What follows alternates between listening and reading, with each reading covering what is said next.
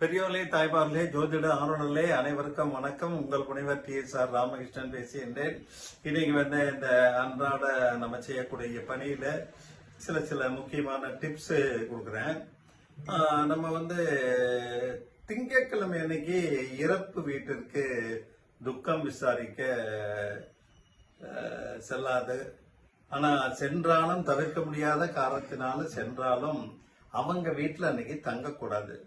அதே மாதிரி செவ்வாய்க்கிழமை நகைகளை கழற்றி வைக்க கூடாது. புதன்கிழமை அன்னைக்கு கண் சம்பந்தமான சிகிச்சைகள் செய்யக்கூடாது. வியாழக்கிழமை துளசியை வழிபாடு செய்பவர்கள், பெருமாள் படத்துக்கு துளசி வைக்கிறவங்க, நம்ம பூஜையில துளசி பயன்படுத்துபவர்கள், வெள்ளிக்கிழமை துளசி வைக்கிறவங்க, இந்த மாதிரி இருக்கிறவங்க வியாழக்கிழமை அசைவ உணவு சாப்பிடக்கூடாது. வெள்ளிக்கிழமை அன்னைக்கு கடன் கொடுக்காதீங்க, வாங்காதீங்க. சனிக்கிழமை அன்னைக்கு கடன் வாங்கவே கூடாது. ஞாயிற்றுக்கிழமை இரும்பு சம்பந்தமான பொருட்களை வாங்கக்கூடாது. அதே மாதிரி வீட்டுல நிறைய பக்கம் இடம் முன்னால பின்னாலெல்லாம் இருக்கு, கார்டனிங் பண்றோம், மரம் வைக்கிறாங்க. அந்த மாதிரி வைக்கும்போது சில விதிமுறைகள். ஒற்றை தென்னை மரம் வைக்கக்கூடாது. தென்னம்பிள்ளை வைக்கிறீங்கன்னா 2 வைங்க, 3 வைங்க, இல்ல 4, 5 இடத்தை பொறுத்து. ஆனா ஒரே ஒரு தென்னம்பிள்ளை மட்டும் வீட்டுல வைக்கக்கூடாது. அதே மாதிரி ஒற்றை பனை மரமும் வைக்கக்கூடாது. அதே மாதிரி வீட்டுல நிலக்கதவை திறந்த உடனே, நிலவாசலை திறந்த உடனே முன்னால முருங்கை மரம் கண்ணுல தெரியக்கூடாது. பின்புறம் வேணா வைக்கலாம்.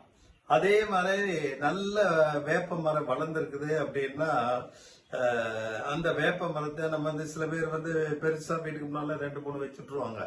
அது நல்ல உயரமா வளர்ந்து இந்த லைன் கம்பியை டச் பண்ணோம், இல்லைன்னா வீட்டுக்கு மொட்டை மாடி கட்டடத்திலேயே உங்களுக்கு அகண்டு பறந்து வளர்ந்துருக்கும். அந்த மாதிரி வேப்ப மரத்தை நீங்க வளராமல் வெட்டக்கூடாது. ஏன்னா வேப்ப மரத்தை வெட்டினீங்கன்னா வீட்டுல ஒற்றுமை பாதிக்கப்படும். பெருமாள் கோயில் பின்புறம் சிவன் கோவிலோ கணபதி கோயிலோ எதிர்ப்புறம் கட்டக்கூடாது. அதே மாதிரி பெருமாள் கோயில் பின்னால வீடு கட்டக்கூடாது. சிவன் கணபதி கோயிலுக்கு ஆப்போசிட் சைடு வீடு கட்டக்கூடாது. இந்த மாதிரி எல்லாம் நம்ம சில விஷயங்களை பார்த்துக்கணும். அதே மாதிரி நம்ம எண்ணெய் மற்றும் தண்ணீரில நம்ம முகத்தை பார்க்க கூடாது. பாத்தீங்கன்னா சில இறப்பு வீட்டுல இறந்து அந்த 3ஆம் நாள்ல 14ஆம் நாள் காரியம் பண்ணும்போது தீட்டு கழியறதுக்காக அந்த இது பண்ணவங்க கர்ம காரியங்களை பண்ணவங்கள எண்ணெய முகம் பார்க்க சொல்லுவாங்க. அந்த மாதிரி சமையல் தான் பார்க்கணும். மற்றபடி எல்லோரும் எப்போதும் அடிக்கடி எண்ணெய் கிண்ணத்துல எண்ணெய அல்லது தண்ணீர்லயும் பார்க்க கூடாது. சில பேர் ஆத்துல குளிக்கிறோம், இதுல குளிக்கிறோம், இல்ல ஸ்விம்மிங் பூல்ல குளிக்கிறோம், அப்படியே பாடி மேல தூக்கிட்டு நம்ம முகத்தினுடைய நிழலை தண்ணீர்ல பார்ப்பாங்க. அதே மாதிரி நம்ம ஸ்விம்மிங் பூலுக்கு எதுக்கால பெஞ்சோ சேர உட்கார்ந்துட்டு அதுல பார்ப்பாங்க. அந்த மாதிரி தண்ணீர்லயும் நம்மளுடைய நிழல் அல்லது முகத்தை பார்க்க கூடாது. நீங்க வியாழக்கிழமை பிறந்த குழந்தை எந்த விதை போட்டாலும் பழுதில்லாம முளைக்கும். அதே மாதிரி ஏதாவது மரம் நடுறோம், செடி கொடி நடுறோம் அப்படின்னா உங்க வீட்டுல யாராவது குழந்தைகளோ இல்ல பெரியவங்களோ வியாழக்கிழமை பிறந்திருந்தாலும் அவங்க கையால கொடுத்து விதை ஊன சொல்லுங்க, இல்ல நடவு போட சொல்லுங்க. அப்பளுக்கு இல்லாமல் நல்ல முறையில முளைத்து வரும். வெள்ளிக்கிழமை பெண் குழந்தை வீட்டில் பிறந்தால் மகாலட்சுமி வருவதாக அர்த்தம். துக்கம் நடந்த வீட்டுல ரத்த சொந்தங்கள் வெளியூர் செல்லக்கூடாது. அப்படியே சென்றாலும் இரவு தங்கக்கூடாது. அதனாலதான் துக்கம் நடந்த வீட்டுல பாத்தீங்கன்னா அந்த வீட்டுல இருக்க உறுப்பினர்கள் அந்த ஒரு 3 நாள் 16 நாள் பழைய காலத்துல சொல்லிட்டு இருந்தோம். 16 நாள் இப்ப எல்லாம் வெளியே போகாம இருக்க முடியாது. அதனால குறைந்தபட்சம் அந்த 3 நாள், இல்லைன்னா அந்த தீட்டு முடிகிற வரைக்கும், இல்ல அந்த கர்ம காரியங்கள் முடியற வரைக்கும் வெளியூர் சென்று வரலாம். ஆனா வெளியூர்ல தங்கக்கூடாது. நைட்டு வீட்டுக்கு வந்துடணும். இறந்தவர்களுக்கு திதி திவசம் கொடுக்கும் போது இறந்தவனுடைய வாரிசு கிழக்கு நோக்கி அமர்ந்து திதி கொடுக்க வேண்டும். கிழக்கு அமர்ந்து மேற்கு புறமாக தான் திதி கொடுக்கணும். அதே மாதிரி நம்ம கார்த்திகை தீபத்துக்கு எத்தனை விளக்கு ஏற்றணுங்கிற ஒரு நியதியெல்லாம் இருக்கு. கார்த்திகை தீபம் முடிஞ்சது, இருந்தாலும் அந்த தகவலை கொடுத்துட்றேன். மொத்தம் வந்து நம்ம 27 விளக்குகள் ஏற்றணும். இந்த 27 விளக்குகள் வந்து 27 நட்சத்திரத்தை குறிக்கும். வீட்டு முற்றத்துல 4 விளக்குகள், சமையல் கூடத்துல 2, முன் படிக்கட்டுல 2, பின் படிக்கட்டுல 4, திண்ணையில 4, மாடக்குழியில 2, நிலைப்படிக்கு அருகிலே 2, சாமி படத்துக்கு கீழே 2, வெளியிலே யமதீபம் தென்மேற்கு மூலையில தெற்கு நோக்கி ஏற்ற வேண்டும். மற்ற எல்லா தீபமுமே தெற்கு பகுதியில தீபம் இருக்கக்கூடாது. கிழக்கு இல்லைன்னா மேற்கு இல்லைன்னா வடக்கு பகுதியில தீபம் வர மாதிரி அந்த அகல் விளக்கை திருப்பி வைத்துக் கொள்ள வேண்டும். அதே மாதிரி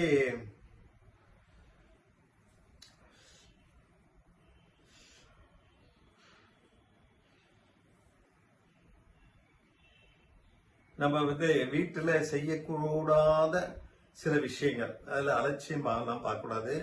இரவு நேரத்துல துணி துவைக்க கூடாது. நீங்கெல்லாம் வந்து வாஷிங் மிஷின் தான் மெயின். அதனால மக்கள் வந்து நைட்டு வந்து வாஷிங் மிஷின் எல்லாம் போடுவாங்க. துவைக்க கூடாதுனாலே அதான் அர்த்தம். அதே மாதிரி வாஷிங் மிஷினையும் நைட்ல கூடிய வரைக்கும் பயன்படுத்தாமல் இருப்பது நல்லது. இரவிலே குப்பையை வெளியே கொட்டக்கூடாது. இரவிலே மரத்தின் நிழலிலே தூங்கக்கூடாது. இரவிலே ரகசியமான விஷயத்தை அந்த ரகம் நினைச்சிட்டு கணவன் மனைவியே ஒரு ரூம்குள்ள சத்தம் போட்டு பேசினாலும் யாராவது ஒருத்தர் கேட்பதற்கு உண்டான சூழ்நிலை உண்டாகிவிடும். அதே மாதிரி அன்னம், உப்பு, நெய் இவைகளை கையால் பரிமாறக்கூடாது. ஸ்பூன்ல தான் பரிமாறணும். இப்ப சாதம் கூட பழைய காலத்துல எல்லாம் கிராமத்துக்கு போனீங்கன்னா சாதமே கையில் எடுத்து தான் போடுவாங்க. அது மாதிரி எல்லாம் பண்ணாம கூடிய வரைக்கும் இந்த உப்பு, நெய், அன்னம் இதெல்லாம் வந்து கையால் பரிமாறக்கூடாது. ஒரே சமயத்துல 2 கைகளாலும் தன்னுடைய தலையை இப்படி சொரிஞ்சுக்குவாங்க. அப்படியெல்லாம் சொரியக்கூடாது. ஒரு கையில வேணா நம்ம சொரியலாம். அதே மாதிரி மருந்து, வருமானம், தானம், அவமானம் மற்றவர்களுக்கு தெரியக்கூடாது. இதெல்லாம் கொஞ்சம் ரகசியமா ரொம்ப வேண்டிப்பட்டவங்களுக்கு மட்டும் சொல்லிடணும். வீட்டில் எதிரில் என்ன இருக்கக்கூடாதுன்னு பாத்தீங்கன்னா, வாசலுக்கு எதிரே வந்து பள்ளம் இருக்கக்கூடாது. இது முன்னேற்றத்தை தடுக்கும். பெரிய மரங்கள் வீட்டின் வாசலை மறைக்கக்கூடாது. அதுவும் மரத்தின் கிளையை வீட்டின் உள்ளே வரக்கூடாது.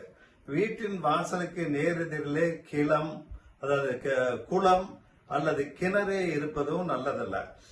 வீட்டின் வாசலுக்கு நேரெதிரே கழிவுநீர் தொட்டி இருப்பதும் எதிர்மறையான ஆற்றலை கொடுக்கும், நெகட்டிவ் எனர்ஜி கொடுக்கும். வீட்டின் வாசலுக்கு நேரெதிரே குப்பை தொட்டி வைத்திருப்பதும் நல்லதல்ல. அதனால வாசல் 40 அடி வீடு அகலம்னா சென்டர்ல வாசல் இருக்கும். ஒன்னா நீங்க இந்த ஓரம் இல்லைன்னா அந்த ஓரத்துல வச்சிருக்கணும். வீட்டின் வாசலுக்கு நேர் எதிராக சந்து இருப்பதும் எதிர்மறை ஆற்றலை கொடுக்கும். ஆகையனால இதெல்லாம் பார்த்து தான் நம்ம வந்து வீடு வாங்கிறது, இந்த மாதிரி நிகழ்வுகளை பார்க்க வேண்டும். வீட்டு வாசப்படியில நாம் அணிந்து உபயோகப்படுத்திய கிழிந்த பழைய துணிகளை கால் மிதியாக வைக்கக்கூடாது. சில பேர் வந்து போர்வையெல்லாம் பழசாயிருச்சுன்னா அதை கிழிச்சு பெட்ஷீட் மாதிரி இது பில்லோ கவர் மாதிரி செய்வாங்க. அதே மாதிரி முன்னால மேட் மாதிரி பயன்படுத்தாங்க. அதெல்லாம் கூடாது. வீட்டிலே வரும் செல்வ வளத்தை இவை குறைத்து தரித்திரத்தை உருவாக்கும்.